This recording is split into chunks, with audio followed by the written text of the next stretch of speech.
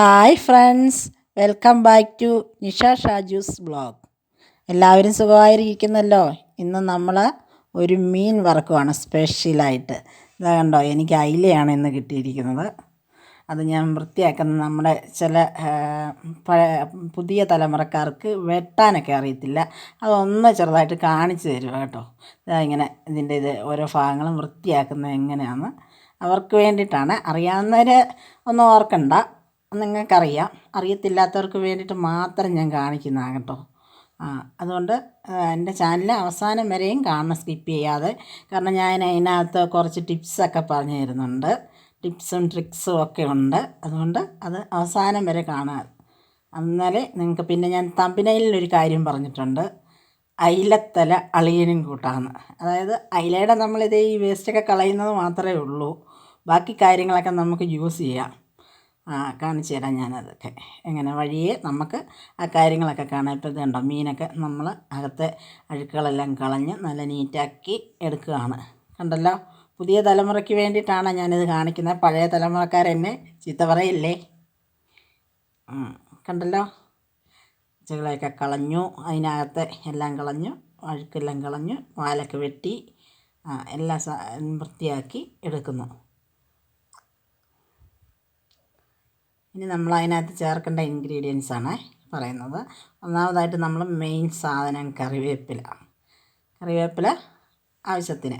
അതായത് മീനിനകത്ത് നമ്മൾ കുറച്ച് കറിവേപ്പില, 2 തണ്ട് കറിവേപ്പിലയും, ഒരല്ലി ഇഞ്ചിയും, ഒരു 2 വലിയ വെളുത്തുള്ളിയുടെ അല്ലികളാണ് എടുത്തു വച്ചേക്കുന്നത്, അത് ചേർക്കുക. പിന്നീട് നമ്മൾ ചേർക്കാൻ പോകുന്നത് മുളക് പൊടിയാണ്. അത് ഒരു 2 ടേബിൾ സ്പൂൺ ചേർത്താൽ മതിയാവും. അത് ഞാൻ ഈ ഓർഗനൈസറിനകത്താക്കി വെച്ചിരിക്കുന്നുണ്ട്, ഞാൻ കുടഞ്ഞിടുക. എനിക്ക് അത് മനക്കണക്കാണ്. ഞാൻ സ്പൂണിനകത്തല്ല ഇടുന്നത്. നിങ്ങൾ സ്പൂണിനകത്ത് അളവെടുത്തിട്ടുകൊള്ളുക. ഒരു 1/4 ടേബിൾ സ്പൂണ് കുരുമുളക് പൊടി, പിന്നെ ഒരു 1/4 ടേബിൾ സ്പൂണ് മഞ്ഞൾപ്പൊടിയും നമ്മൾ ചേർക്കുന്നു. ഈ പൊടികളൊക്കെ വേസ്റ്റ് ആകാതിരിക്കാൻ ഞാനിങ്ങനെ ഒരു ഓർഗനൈസർ സെറ്റ് ചെയ്ത് വെച്ചേക്കുന്നത്. ആവശ്യത്തിന് മാത്രമേ വീഴുകയുള്ളൂ. ഉണ്ട് 1/4 ടേബിൾ സ്പൂണ് മഞ്ഞൾപ്പൊടി, ഉപ്പുപൊടി ആവശ്യത്തിന് മാത്രം. പിന്നെ ഇതിനകത്ത് മെയിനായിട്ട് ചേർക്കുന്നത് ഒരു 8 കാന്താരി മുളക് ഞാൻ ചേർക്കുന്നുണ്ട്, ഒരു ടേസ്റ്റിന് വേണ്ടിയിട്ടാണ്. നല്ലതാണ്, കൊളസ്ട്രോൾ ഉള്ളവർക്കൊക്കെ കാന്താരി നല്ല.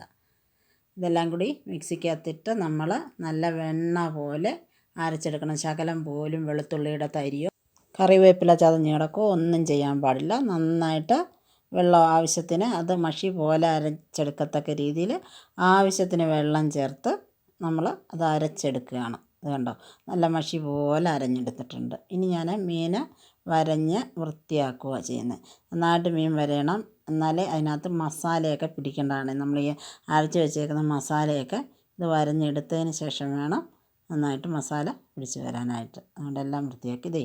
ഇനി ഞാൻ പറഞ്ഞ കാര്യം, അയിലത്തല ചെകളയൊക്കെ കളഞ്ഞ് ഞാൻ വൃത്തിയാക്കി വെച്ചിട്ടുണ്ട്. ഇത് വറുത്തൊന്ന് കൂട്ടി നോക്കിയേ, നല്ല ടേസ്റ്റാണ്, നിങ്ങൾ വീണ്ടും കഴിക്കും. തണ്ട മഷി പോലെ അരച്ച് വെച്ചേക്കുന്ന നമ്മുടെ അരപ്പെടുത്ത് ഞാൻ ഇതിനകത്ത് നന്നായിട്ട് അങ്ങ് പുരട്ടി കൊടുക്കുക കേട്ടോ.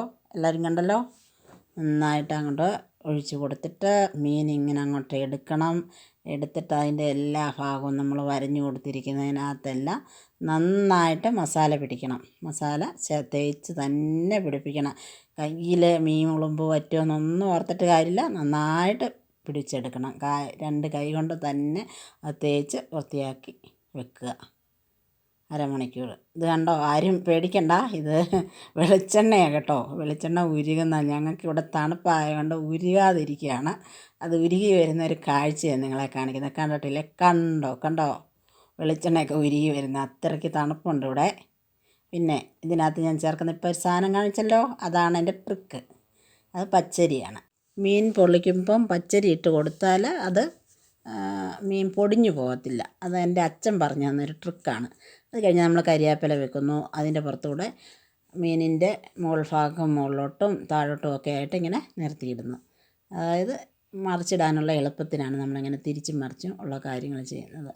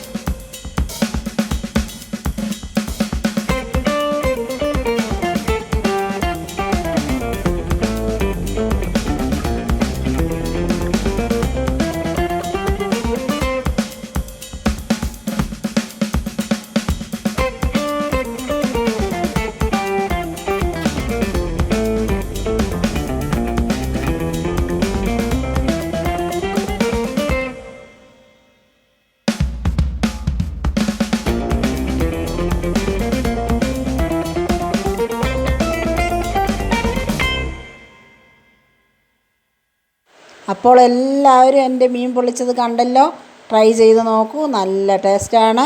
പിന്നെ ഒരു ടിപ്പും കൂടി പറഞ്ഞു തരാം. മീൻ കഴുകി കഴിയുമ്പോൾ ഉളുമ്പ് മണം കയ്യിലേക്ക് പോകാനായിട്ട് നമുക്ക് കോൾഗേറ്റ് പേസ്റ്റ് ഉപയോഗിച്ചാൽ മതി. അതിൻ്റെ കൂട്ടത്തിൽ തക്കാളിയുടെ പേസ്റ്റ് തേച്ചാൽ നന്നായിട്ടിരിക്കും, ഉളുമ്പ് വാട ഒട്ടും കാണത്തില്ല. മീനൊക്കെ വെട്ടിക്കഴുകുന്നവർക്ക് വേണ്ടിയിട്ടുള്ള ഒരു ടിപ്പാണ്. പിന്നെ എൻ്റെ ചാനൽ എല്ലാവരും സബ്സ്ക്രൈബ് ചെയ്യണം, ലൈക്ക് ചെയ്യണം, ഷെയർ ചെയ്യണം.